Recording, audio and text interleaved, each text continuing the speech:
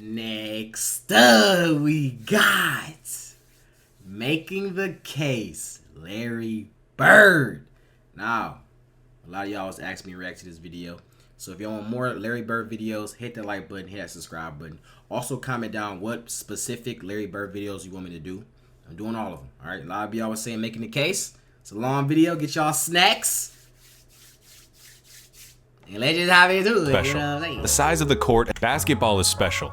The size of the court and the lack of pads or helmets give fans the most intimate Check, calm down, check. You a little bit too big to be jumping in the crowd like that. Hey, bro. Hey, Ball bro. is special. Calm down, The size of the court and the lack of pads or helmets give fans the most intimate experience of a team sport that exists. And because of the different styles that basketball allows for, players develop their own distinct identities and signature styles through their creativity, flair, and athleticism. Whoa. And although no player succeeds alone, the scoring volume and two-way nature of the sport give individual stars a nearly unprecedented amount of control over the flow and outcome of a game. For this reason, players are constantly compared to their peers and to the legends of the past in order to answer the most hotly contested question in the sport: who's the greatest to ever do it? For many, the question is redundant. They believe in only one right answer, their answer. Others might have their own personal stance, but acknowledge one or two alternatives. But I believe that there's much more nuance to the question of greatness and more answers to it than you might think. By my count, there are 8 players in NBA history that have a substantial claim as the GOAT. It's a subjective thing though. I can't give you a definitive answer. All I can do is make the argument.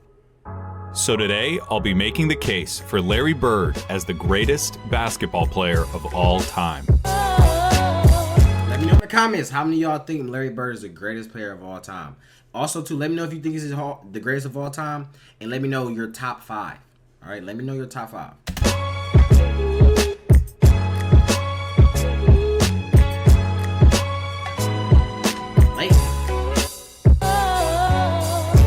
When it comes to basketball, Larry Bird is the smartest, clutchest player to ever play the game.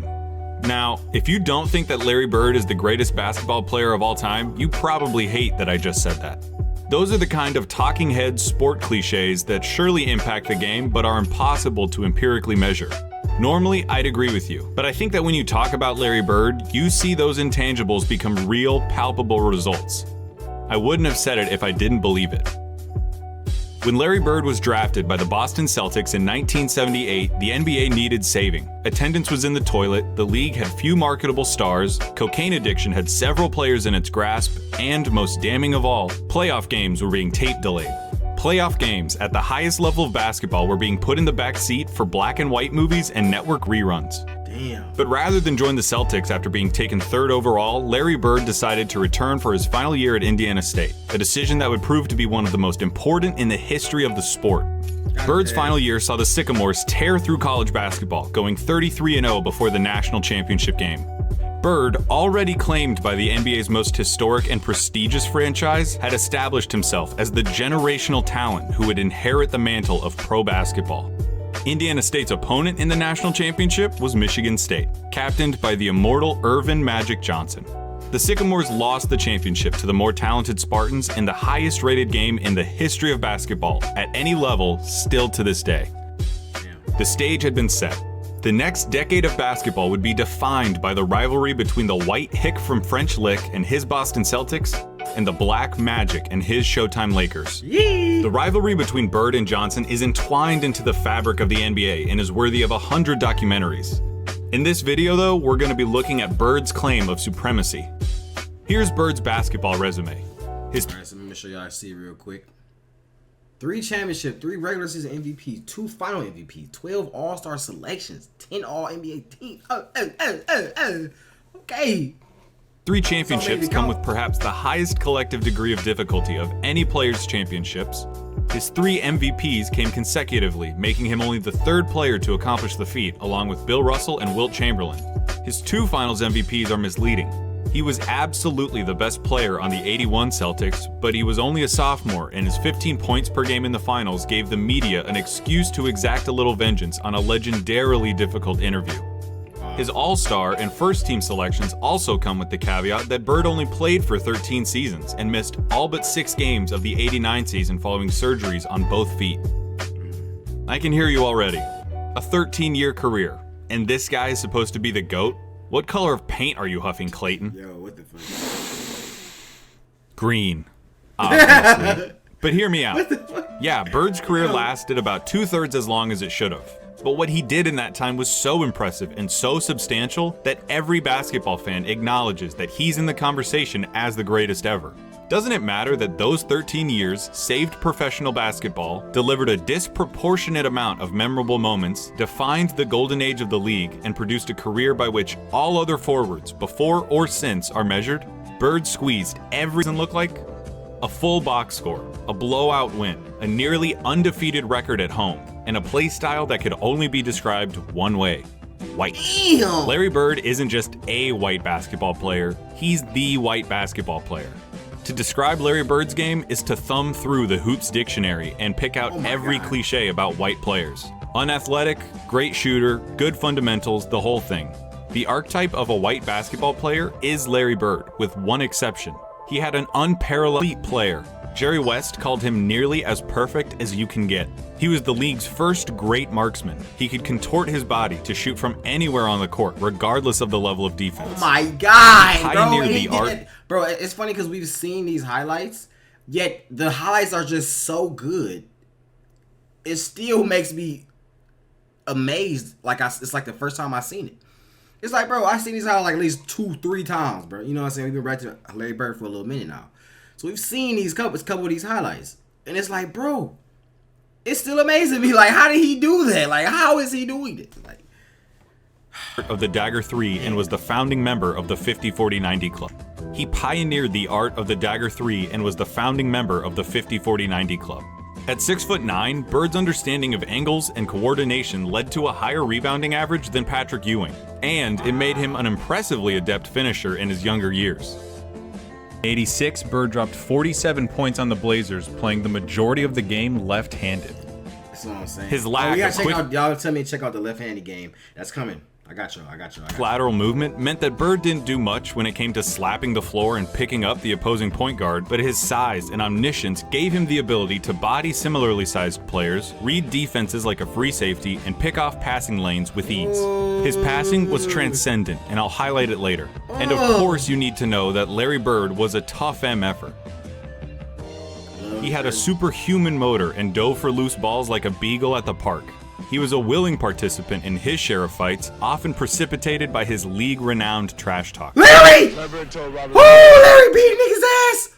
Fights, often precipitated by his league-renowned trash talk. Yo, we ain't seen no Larry Bird fights. Oh, I know. Hold on.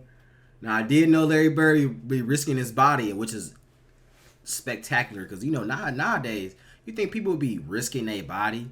No. Larry Bird, that's what he said. He literally left blood, sweat, and tears. You seen blood in his jersey.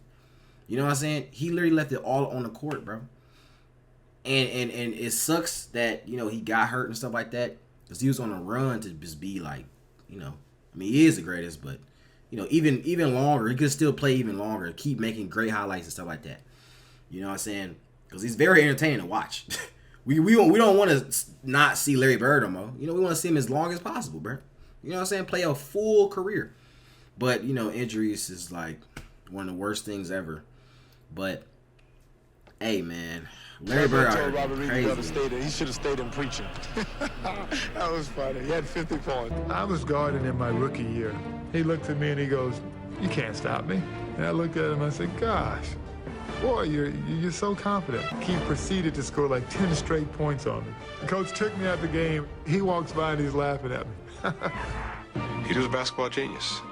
He'd be a step ahead, a thought ahead, play the game like a chess game. I'd much rather guard Michael Jordan than Larry Bird because you have to play the game as a thinker when you're playing him. You have to get inside his mind. If you put all of us in a room, you know, Magic, Jordan, myself, and Bird probably be the guy who walks out of the room at the end of the day. Did you notice something during those testimonies? Those are some of the best basketball players of all time. And they all sing Bird's praises like they were former assassins who had to go toe-to-toe with John Wick and they're just happy to be alive. Bird excelled during one of the most talent-rich periods in league history.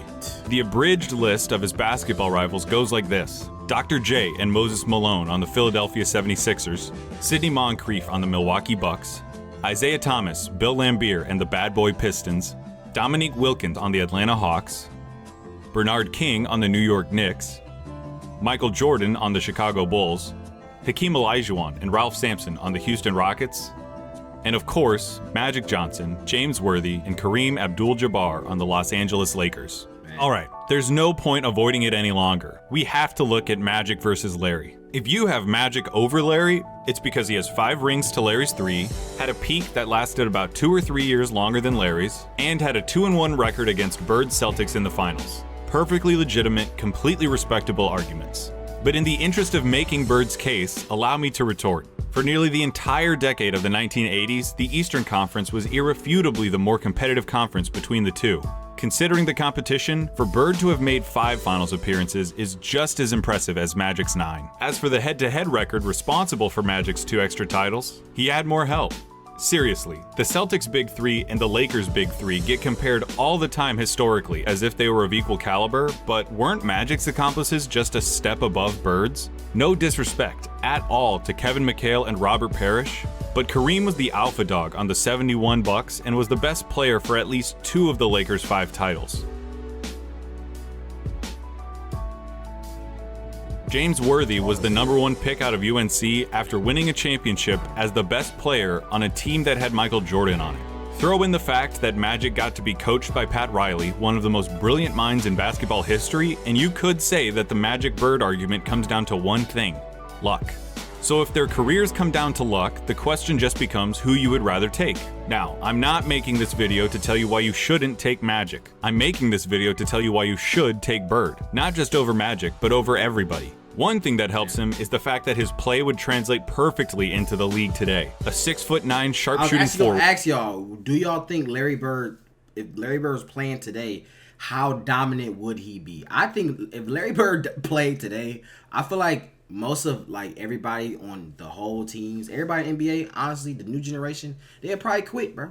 They'd probably quit. They'd be that scared of Larry Bird. They would just quit. I think they have literally no chance against Larry Bird. Let me know how y'all feel in the comments. I think they have no chance at all. They have no chance. Who's going to stop Larry Bird nowadays? Who? They couldn't even stop him. Who won't stop him now? Come on, bro. Forward with eyes in the back of his head who averaged double-digit league today. A 6'9" sharpshooting forward with eyes in the back of his head who averaged double-digit rebounds in an era against Moses and Laimbeer. He'd gobble up boards as a power. Look, he the only one working down there. Into the league today. A 6'9" sharpshooting forward with eyes in the back of his head who averaged double-digit rebounds in. He got the whole team is in the paint. He's literally fighting off the whole team right now for a rebound. You know what I'm saying? The only person an era against Moses and Laimbeer, he'd gobble up boards as a power forward. Wow. He'd be an offensive mismatch against everybody as a small ball center, and his off-ball skills and passing would pair perfectly with the flow of today's game. Add in his competitive mania and 3 generations worth of medical advancements, and we're talking about a player who could have stuck around so long they would have had to rename the league.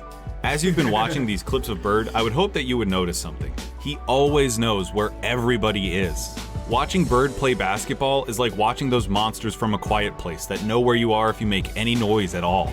Bird had a level of clairvoyance that bordered on the unnatural. In '85, he ended up 1 steal away from a quadruple-double after playing just the first 3 quarters. His passing was famously infectious and helped transform the Celtics of the '80s into an ideal that basketball teams at all levels are still shown tape of. They moved the ball with precision and intent, always looking for better shots and determined to get the entire team involved in the effort. That fact is almost entirely attributable to Bird and his wizardry with the ball. This acumen also helped Bird become the only player with a GOAT claim to transition successfully into other basketball roles after his playing career. In his 3 years as the head coach of the Pacers, Bird won a Coach of the Year award, coached the Pacers to their first and only finals appearance, and gave Michael Jordan as much trouble as he'd ever gotten in his career in the '98 Eastern Conference Finals. So you mean to tell me Larry Bird played against Jordan, gave Jordan trouble.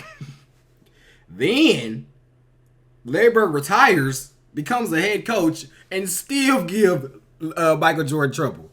Michael Jordan like, oh my God, I cannot get away from Larry. I can't get away from him. I cannot get away from him.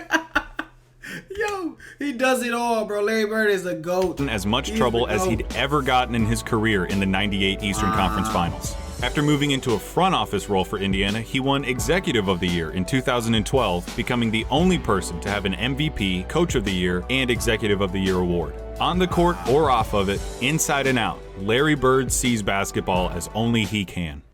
That intelligence also lent itself to Bird's defining skill, making the big plays. Remember, NBA players get paid to win games. James Harden is getting paid nearly $40 million this year because he's supposed to help the Rockets win games. Victory can be achieved in a lot of ways, and the win column doesn't care how it happens. As Mark Sinclair once said, It don't matter if you win by an inch or a mile. Winning's winning. but when your team is down 1 in a crucial playoff game with 8 seconds left, and you need to hit a shot to stay in the series and keep your season alive, that's where players really separate themselves and earn their money. Love it or hate it, it's the players that come through in the big moments that live forever in our memories. Some players, for whatever reason, were never able to do it consistently.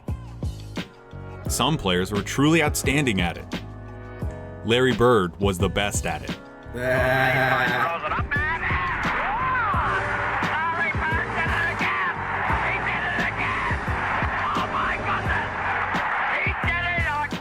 I'm not going to give you the stats about his field goal shooting under 2 minutes with a score that's this close, or tell you who has the most buzzer beaters, or any of that. Take that for data. I'm just going to show you clutch moments in clutch situations. 1985 against the Blazers. Bird drops 48 points, including this. Down 1 with 2 seconds left. Inbound pass, the double team in Bird. Larry, fake, fall away. Oh!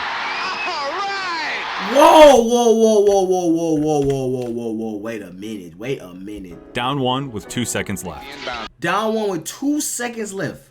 He gets the ball off the inbound and shoots it in two. Y'all can't even see. 2 people face. Bird, Larry, fake, fall away.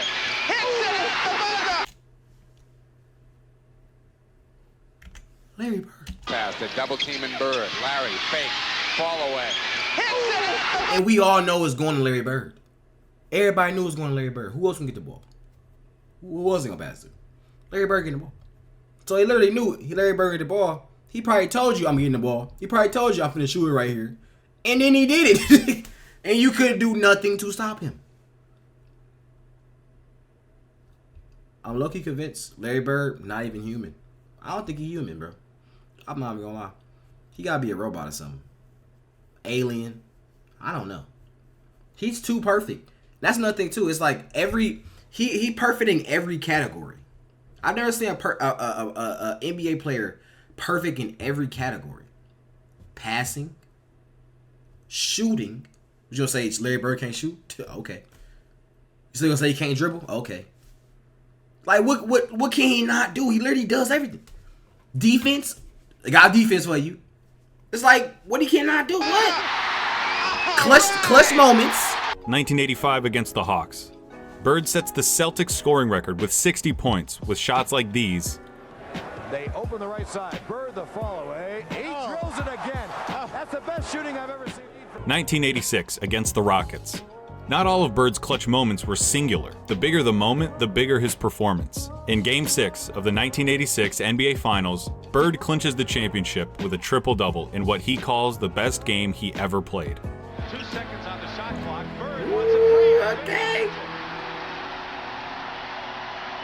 1987 against the Washington Bullets. Bird hits one shot to tie it before it's waved off because of a timeout. Hits another shot to tie it up for real. Crowd is standing up. It goes Tied up for real. Bird goes up top. And then in double overtime, down 1, he does this. It's going to go to Bird. He's got a shot. They did it 3 times in a row. The same game. Bro, you know how, bro, most people, if they hit it, and they call it a timeout, all their confidence is gone. They even lucky they even made the shot in the first place. It was really luck they even made it. Larry Bird, 3 times. 3 times. But remember, clutch, he said double overtime. Now, the only thing, dang, bro, I'm really lost for words right now, bro. I cannot believe I just seen that. One shot to tie it before it's waved off because of a timeout. Hits another shot to tie it up for real. to tie it up for real, to do it twice in a row like there's nothing. And then in double overtime, down 1, he does this. It's going to go to Bird. He's got a shot. Get it. And it's got it. A 3-point field goal. And that's that. It's all over. For 3 years, from 1986 to 1988, the three-point contest knew no other champion but Larry Bird. That's what I'm saying. You can't say he can't shoot. He's still going to drop one here quickly. 14. This is a tie for the money. For the money. Whoa! 1987 Eastern Conference Finals, Game 5. Tied at 2 games apiece against the Bad Boy Pistons, this enormous game would put the winner 1 game away from the NBA Finals. The Pistons are up 1 with seconds remaining. The ball goes out of bounds off the Celtics. Isaiah Thomas just needs to inbound the ball to win the game. Now there's a steal by Bird. Underneath the DJ. Oh, my bad. I'm washing clothes. My bad. Bounds off the Celtics. Isaiah Thomas just needs to inbound the ball to win the game. Now there's a steal by Oh, he stole it. He stole it. So he literally had to, he said to win the game, so they already had the ball, inbound the ball, and game's over. So they literally had one chance to win the game, and it was to steal the ball, and he did that. The unthinkable. Larry Bird.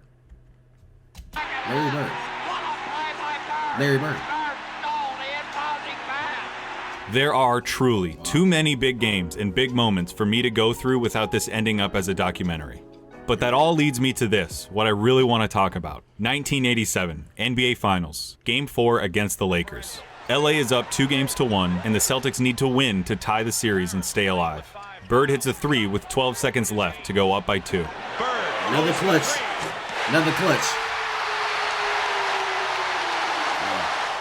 Kareem comes down and gets fouled with 8 seconds left.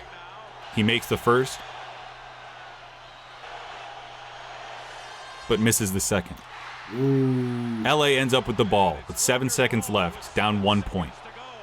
In the low post, being guarded by Dennis Johnson. Byron Scott is in the ball game now. Magic hits this, the baby skyhook. Magic with a hook shot, scores with 2. 2 seconds left, down 1. Dennis Johnson on the inbound. All right, now who's getting the ball? Bird. What do you think happens? He made that motherfucker. It wasn't that. When I paused the tape and the ball was hanging in the air, you thought it was going in. Larry missed? I don't think I've ever seen Larry Bird miss a shot. Larry Bird missed? Larry Bird missed a shot? I didn't know that was possible for Larry Bird. I didn't know that was possible. I told you, he's literally not even human, bro. Larry Bird don't miss shots, huh? You know, Larry Bird don't lose games. It's Larry Bird. What?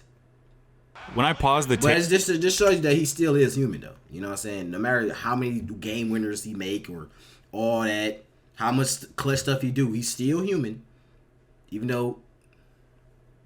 might not be, but still human. You know what I'm saying? And you gonna miss shots, bro. You know what I mean? You gonna miss shots. Dang, bro. I was not expecting that, though. What the hell? Wow. I bet it wasn't that. When I paused the tape and the ball was hanging in the air, you thought it was going in. Bird thought it was going in. Magic thought it was going in. Everybody thought it was going in. I've seen this game before, and I still think it's going to go in. But it didn't. Wow. Pat Riley said it himself. We got lucky. And that, a missed shot in the NBA Finals, is why he's the clutchest. Because after he makes the big plays, has the big games, hits the big shots, time and time again, you expect him to hit every shot, to win every game. That's what I'm saying. And in those fleeting moments when he doesn't, when he looks like a mere human, when he looks like everyone else who tries to do what he does, you just can't believe it. That's what Larry Bird did. He made the big plays so often, you thought he was going to make them every time. He helped turn basketball into a global phenomenon, paving the way for every Michael Jordan, Kobe Bryant, or LeBron James who comes through our lives. Wow. He played basketball in its purest form and captained a team that is consistently ranked among the greatest of all time. He has the second highest win percentage in the history of the NBA, behind Magic Yo, by less than yo, 1/2 yo. of 1%. About 10. They would just run on a court like this, bro. Just gotta chill. Like, this is dangerous. You don't know what somebody got in the stand. Could have a knife on them. They could have snuck a knife in there. Because remember, this is back in the day. So I don't know if the security was really that good on the stadiums. So somebody really could, bro. Like, bro, he shot the shot and they ran on.